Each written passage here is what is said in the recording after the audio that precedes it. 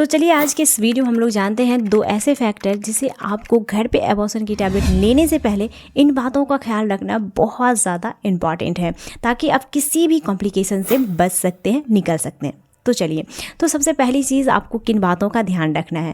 तो आपको सबसे पहले अपना जो प्रेगनेंसी डेट है, जिस डेट में आपने कंसीव किया है, उसे अच्छे से याद रखना है। आपको ध्यान देने वाली बात यह है कि आपको यह ध्यान बहुत ही ज़्यादा देना है कि आपकी जो प्रेगनेंसी कंसीव हुई है वे कितने दिन की है। अगर आपकी प्रेगनेंसी जो है 5 सप्ताह या 6 से 7 सप्ताह तक का है, तो ही आप जो है किसी भी टैबलेट का यूज़ कर सकते हैं। तभी आप घर पे एबॉर्शन करने की कोशिश कर सकते हैं, तभी जो है मेडिकल एबॉर्शन जो है सक्सेस हो सकता है।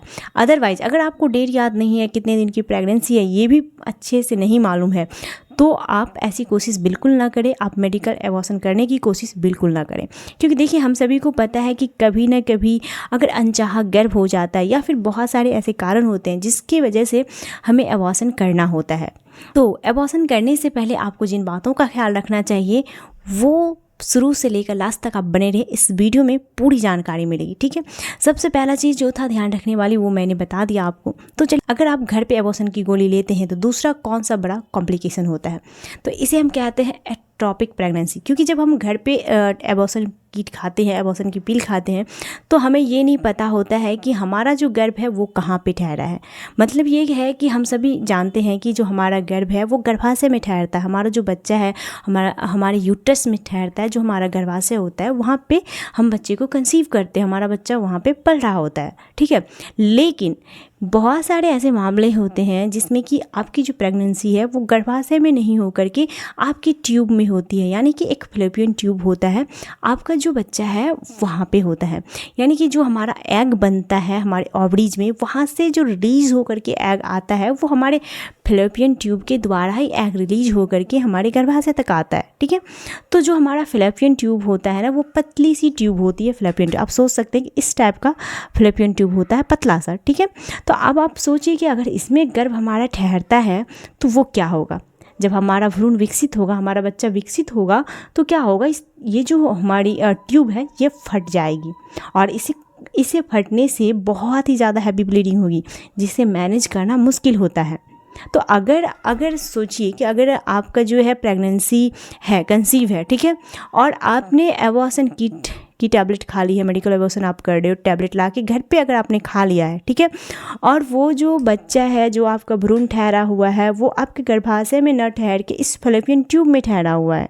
ठीक है, तो अब आपका जो टैबलेट है वो यहाँ पे असर करेगी।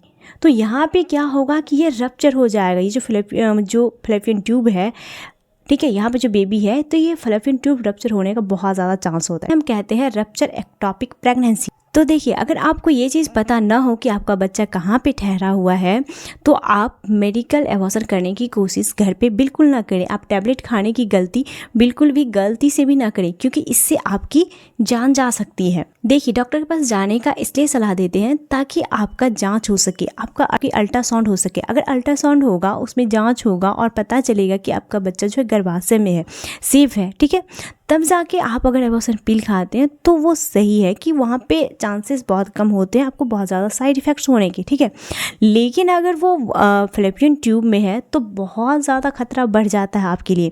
सो प्लीज़ आप लोग इन चीज़ों को समझिए, घर पे बार बार एबॉर्शन पिल खाने की कोशिश बिल्कुल ना करें। इससे आपकी जो है प्रजनन क्षमता घट सकती है। यानी कि अगर आप अनमैरिड हैं और इस स्थिति में ऐसी चीज़ें कर रही हैं, आपके बच्चे नहीं हुए हैं तो आप कर रही हैं, तो आप समझिए कि अगर आपका ये ख़राब हो जाता है फैलोपियन ट्यूब, तो ख़राब हो जाता है, यानी कि रप्चर एक्टोपिक प्रेगनेंसी होता है, तो डॉक्टर इसको मैनेज करने के लिए आपकी ट्यूब को निकाल भी सकते हैं।